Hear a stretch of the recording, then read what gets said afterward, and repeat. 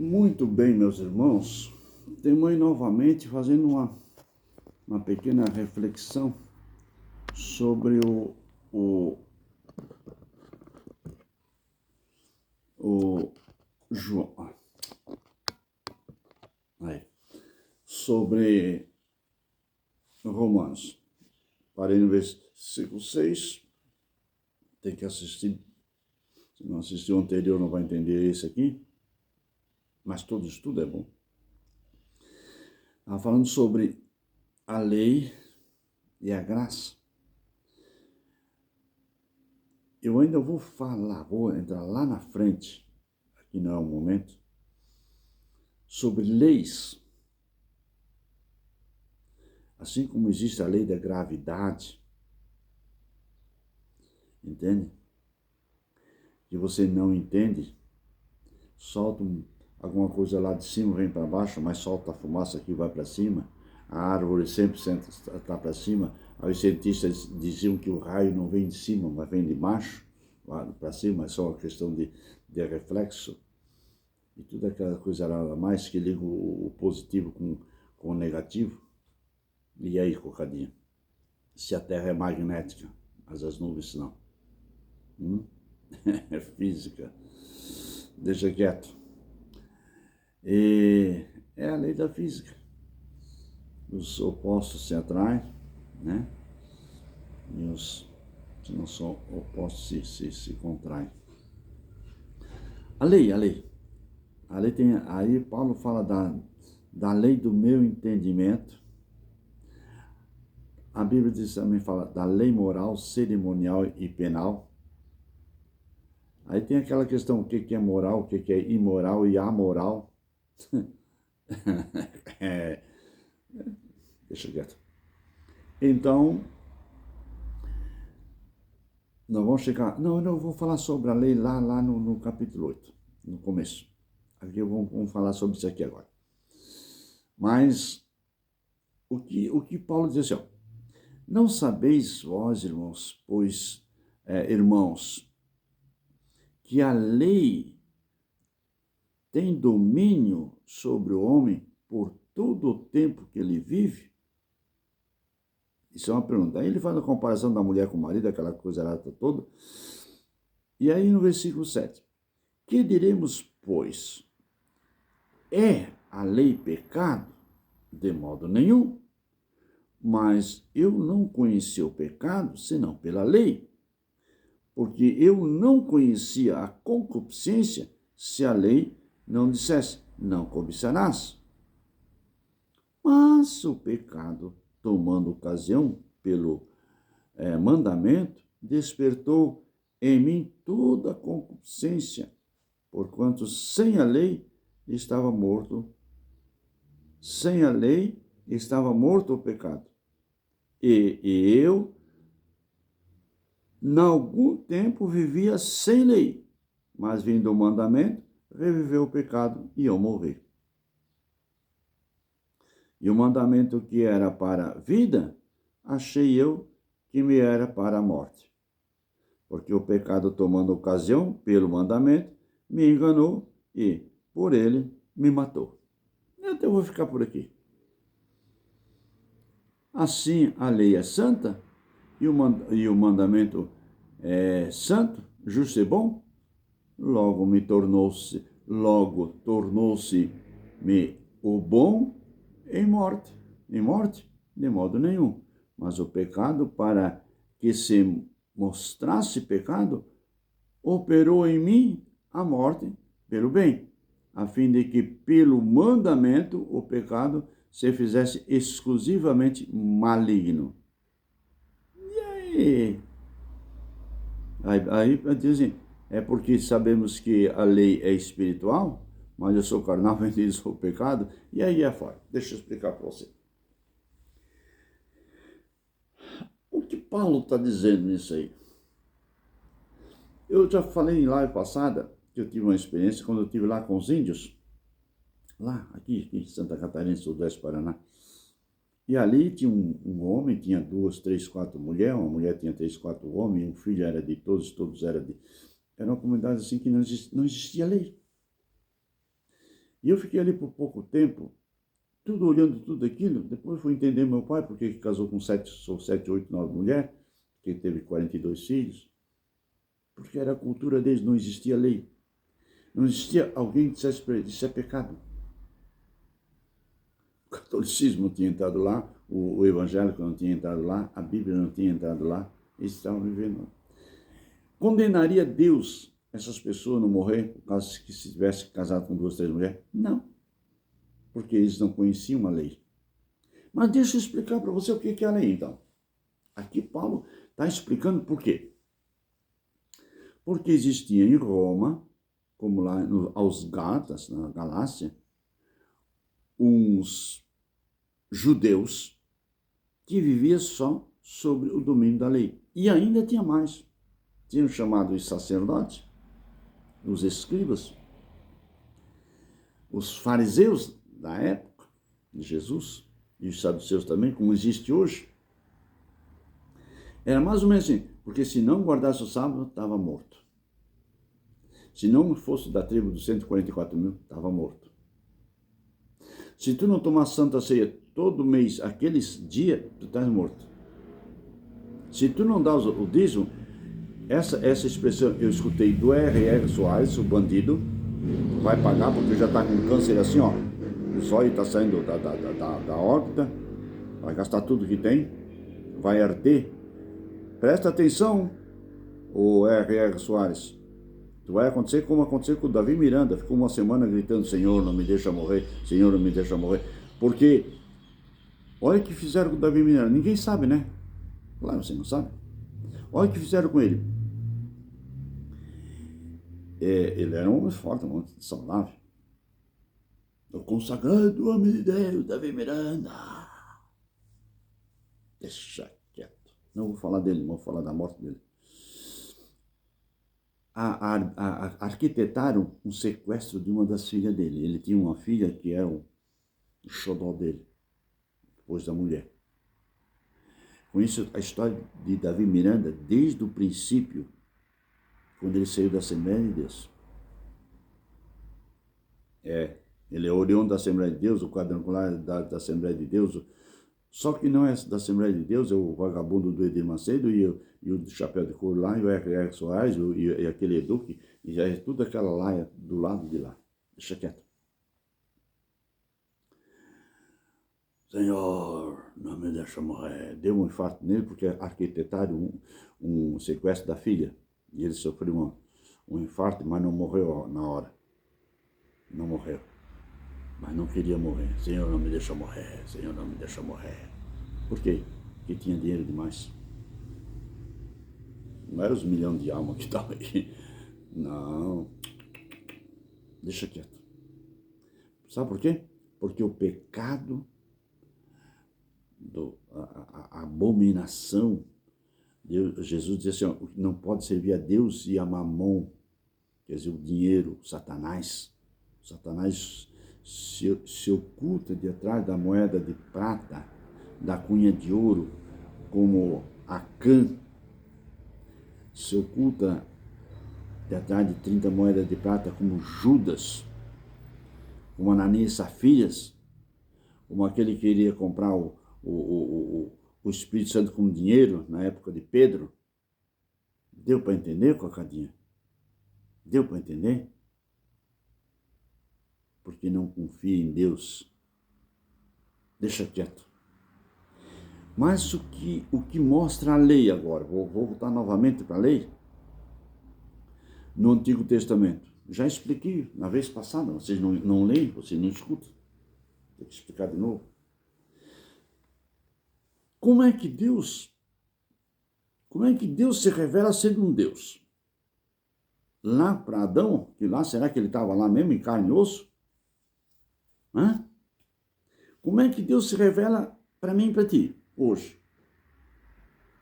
Atrás de tábua de tarô, de pedrinhas ali, de guias, de padre, de pastor?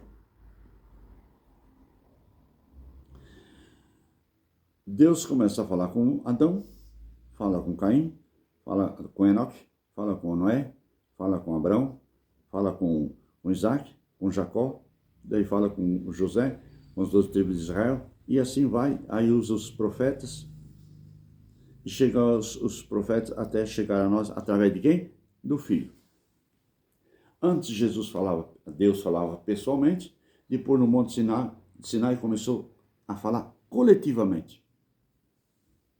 E tinha um conceito na Bíblia Sagrada, no Antigo Testamento, do povo judeu, de que Deus estava lá em cima no céu e descia para conversar com os homens, várias passagens mostram isso, e depois voltava lá de novo. O diabo também tinha esse acesso.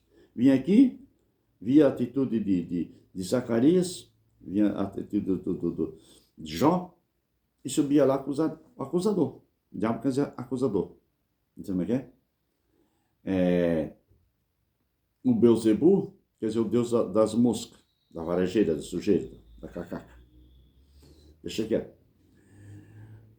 Aí então Deus falava.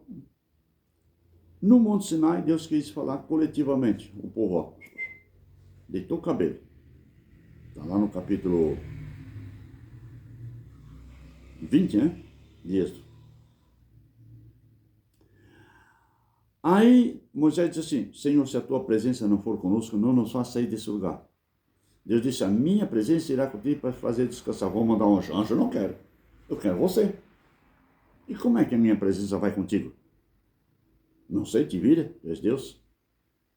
Então, Jeová coloca uma coluna de fogo à noite para aquecer, para proteger, para iluminar, aquela coisa lá toda simbolizando o Espírito Santo. E uma nuvem durante o dia para esconder do calor do sol, porque no deserto à noite é 0 grau, menos de 0. E durante o dia é mais, chega a 60 graus no deserto quente. Então a nuvem simboliza a passagem que nós temos sendo batizado pela nuvem, a passagem, guardado, também simboliza no Salmo 91, aquele que habita no esconderijo do Altíssimo, na sombra do Impotente descansará, direito do Senhor é meu Deus, meu refúgio, a minha fortaleza, nele confiarei, aí vai para frente. Aí Deus, para provar, ele precisa se revelar a um povo. E aí, através de Adão, através de Enoque, através de Noé e através de Abraão, veio até nós. Moisés, no Monte Sinai, e veio até nós através de Jesus Cristo, pela sua palavra. Aí nós temos toda a história do cristianismo. Voltamos para a lei. Por que permaneceu a lei? Para provar um povo santo, a nação santa, a noiva de Deus, a menina dos olhos do Senhor, os representantes de Deus na terra, essa é a palavra certa, aquele povo que se comunica com Deus, diferenciado entre todas as nações, e que Deus concede uma língua própria para aquele povo, aquela língua lá do capítulo 11 de Gênesis, ficou para eles. A linguagem que veio no Monte Sinai foi o hebreu, não é a língua dos caldeus, nem o aramaico. Jesus falava o aramaico, que é a língua de Abraão. Também conhecia os caldeus, que é a língua de Babilônia e a língua dos egípcios. Tanta linguagem diferente. Agora Deus no Monte Sinai começa a falar uma linguagem. Isso levou esses anos todos, mas por essa causa. Morrer a linguagem egípcia e dos caldeus, porque depois ele foi lá para os caldeus, não existia na época, do aramaico, e veio a linguagem celestial. Deus, como falou uma linguagem nova para Moisés, e aí veio a lei dos 10 mandamentos, mas além dos 613 mandamentos, lei moral, cerimonial e penal. Para quê? Para formar uma nação precisa 3 elementos. Isso eu aprendi quando eu fiz coisa para advogado aí, direito. Para formar uma nação, a matéria queria dizer a teoria geral do Estado. Aí entra Maquiavel, aquela palhaçada toda. O Pequeno Príncipe. Só para vocês entenderem que eu estudei porcaria. Para formar uma nação precisa, primeiro, povo. Deus tirou o povo de Israel do Egito, 2 milhões e poucos de pessoas. Só os homens, sem contar as mulheres. Agora precisa uma constituição. O que é a constituição? As leis que regem uma nação. E Deus deu a constituição lá no Monte Sinai, no livro de Levítico. E aí precisa terra, estado.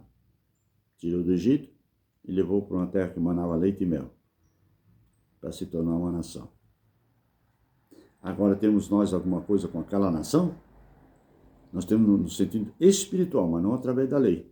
Por causa disso, seu jumento, não precisa guardar o sábado, não, seu tombo. Não queres guardar o domingo, mas não critica ninguém e adora a Deus no teu sábado também.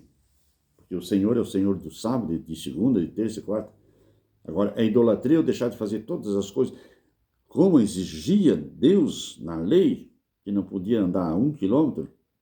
E diz o sabatista, tu deixa de andar 1 quilômetro, tu não paga, tu não come, tu não vende, tu não faz um fique-fique no sábado. Para com isso, Peribaldo. Deixa de ser ignorante.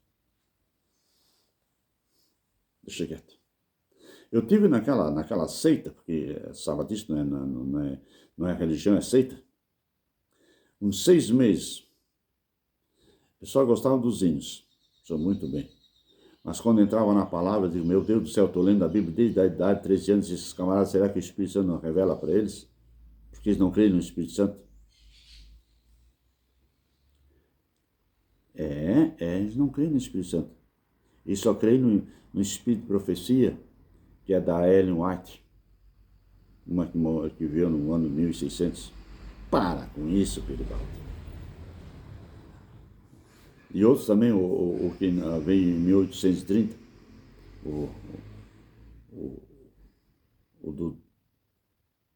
esqueci o nome daquele lazarento, que fez a Bíblia Novo Mundo, Testemunho de Jeová.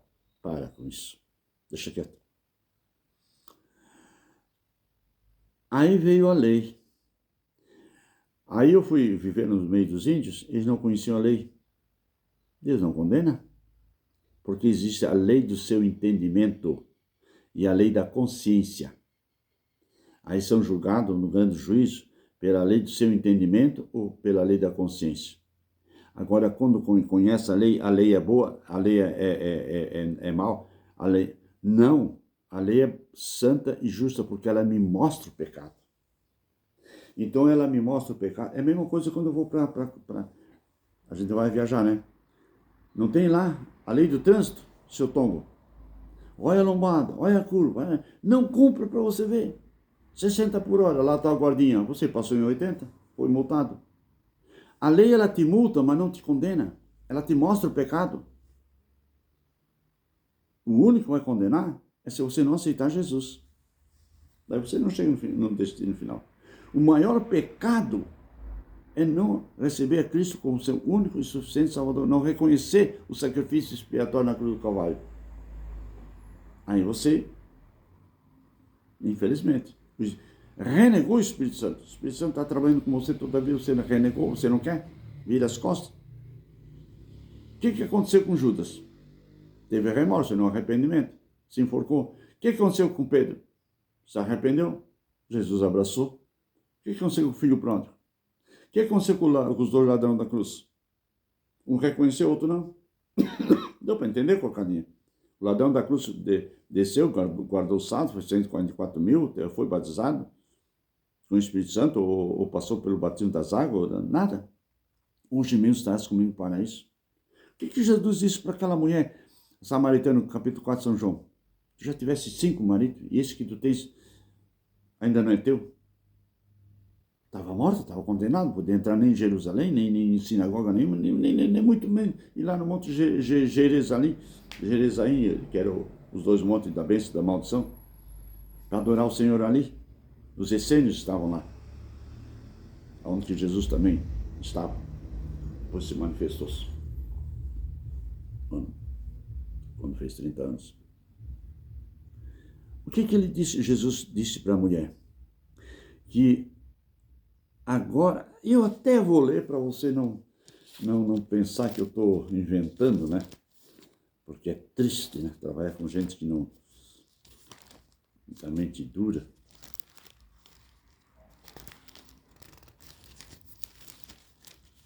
A minha Bíblia ficou enchente, ficou meia carangada das pernas.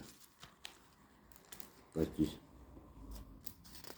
Olha a conversa de Jesus com aquela mulher. Vamos ver se acha o versículo aqui.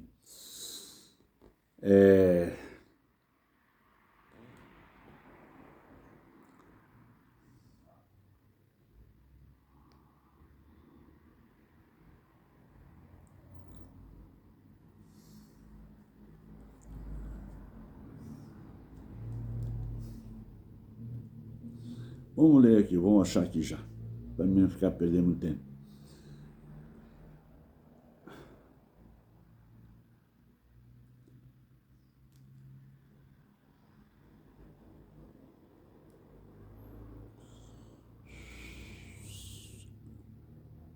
Aqui. Vamos ler aqui. A mulher respondeu e disse, não tem marido, tá? Aí está.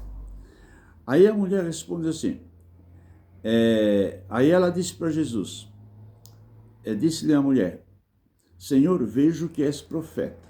Nossos pais adoraram nesse monte, e vós sabeis que é em Jerusalém o lugar que se deve adorar. Ela conhecia a lei, conhecia a palavra. Era uma levita, uma israelita desviada, pobre, desgraçada, como qualquer católico, como eu também era assim.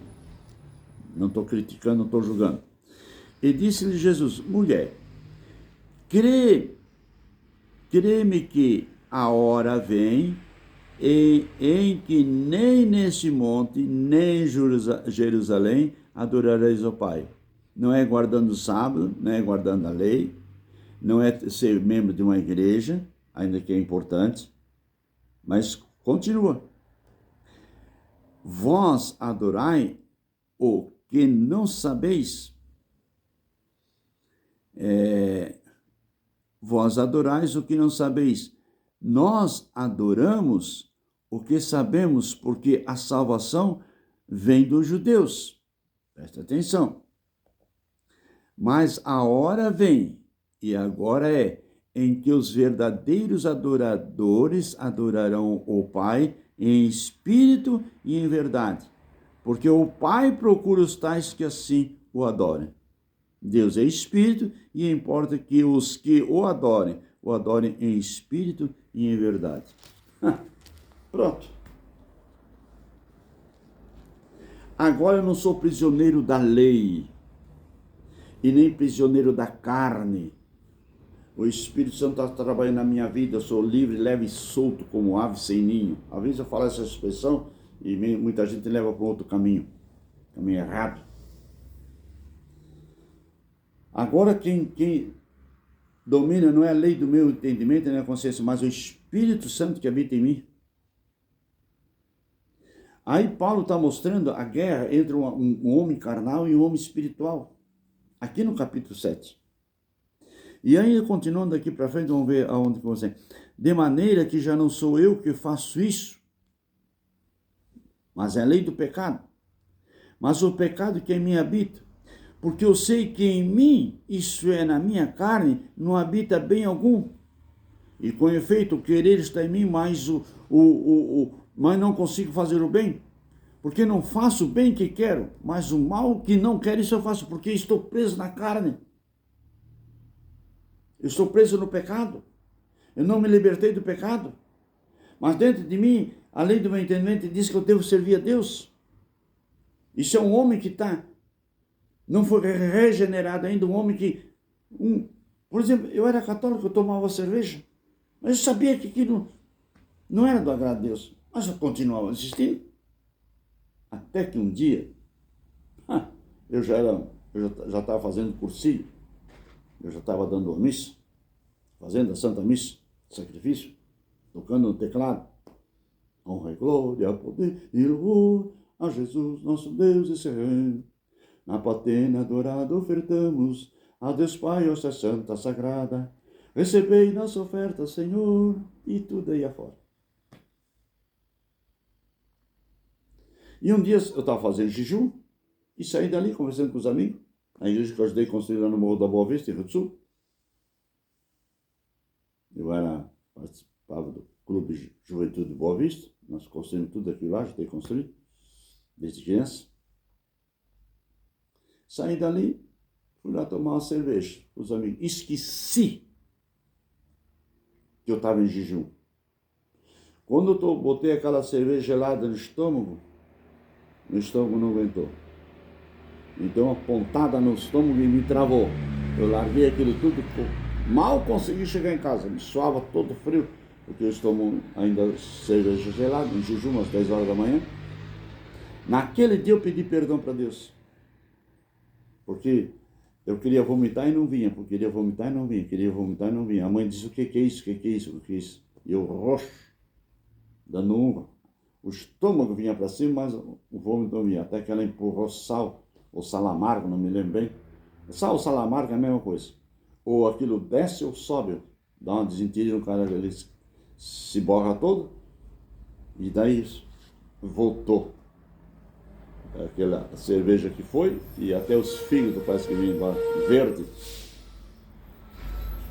Aí sim eu aprendi que o nosso corpo é templo do Espírito Santo. Que o Espírito Santo que habita em nós tem ciúme daquilo que nós fizemos. Aí ele disse, ora, eu faço o que não quero, mas não faço eu, mas o pecado que habita em mim.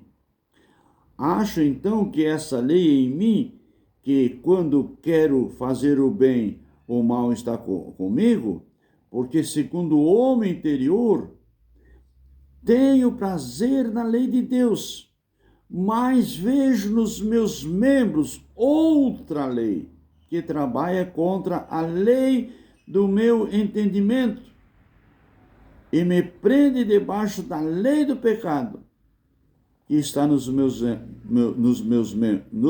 membros. Miserável homem que sou, quem me libertará do corpo desta morte? Quem? Mas daí ele diz, mas dou graças a Deus, né?